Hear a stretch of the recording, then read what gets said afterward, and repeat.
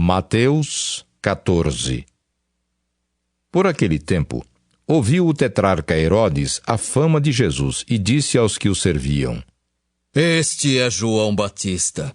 Ele ressuscitou dos mortos e por isso nele operam forças miraculosas. Porque Herodes, havendo prendido e atado a João, o metera no cárcere, por causa de Herodias, mulher de Filipe, seu irmão. Pois João lhe dizia: Não te é lícito possuí-la. E, querendo matá-lo, temia o povo, porque o tinham como profeta. Ora, tendo chegado o dia natalício de Herodes, dançou a filha de Herodias diante de todos e agradou a Herodes. Pelo que prometeu, com juramento, dar-lhe o que pedisse. Então ela, instigada por sua mãe, disse: Dá-me aqui num prato a cabeça de João Batista. Entristeceu-se o rei, mas, por causa do juramento e dos que estavam com ele à mesa, determinou que lhe a dessem, e deu ordens e decapitou a João no cárcere. Foi trazida a cabeça num prato e dada à jovem que a levou à sua mãe. Então vieram os seus discípulos, levaram o corpo e o sepultaram. Depois foram e o anunciaram a Jesus. Jesus, ouvindo isto, retirou-se dali num barco para um lugar deserto à parte. Sabendo-o as multidões, vieram das cidades seguindo-o por terra. Desembarcando, viu Jesus uma grande multidão. Compadeceu-se dela e curou os seus enfermos.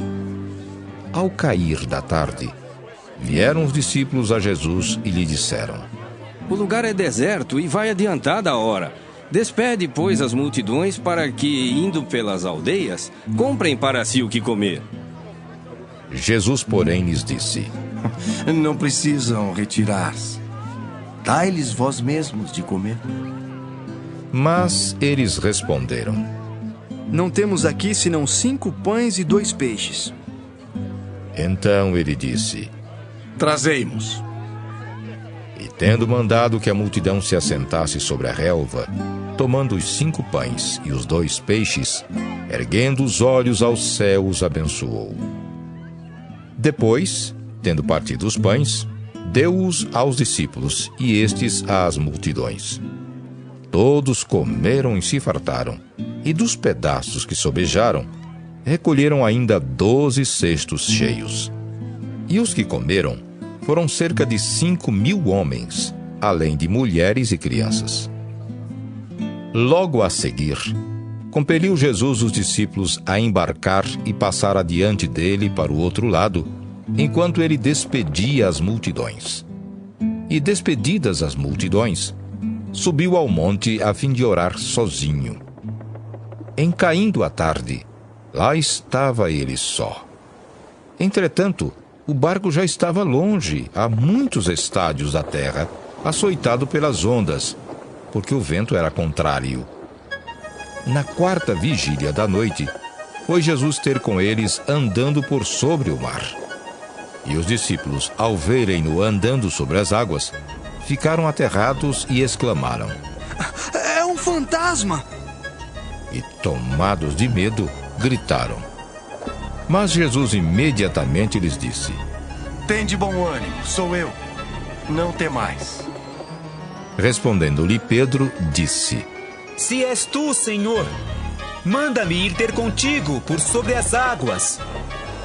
E ele disse: Vem. E Pedro, descendo do barco, andou por sobre as águas e foi ter com Jesus. Reparando, porém, na força do vento, teve medo e, começando a submergir, gritou: Salva-me, Senhor!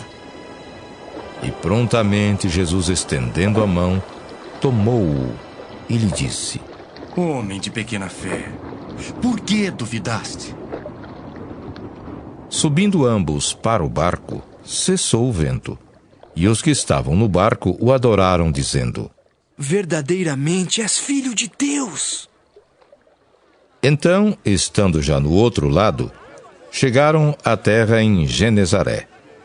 Reconhecendo-o os homens daquela terra, mandaram avisar a toda a circunvizinhança e trouxeram-lhe todos os enfermos.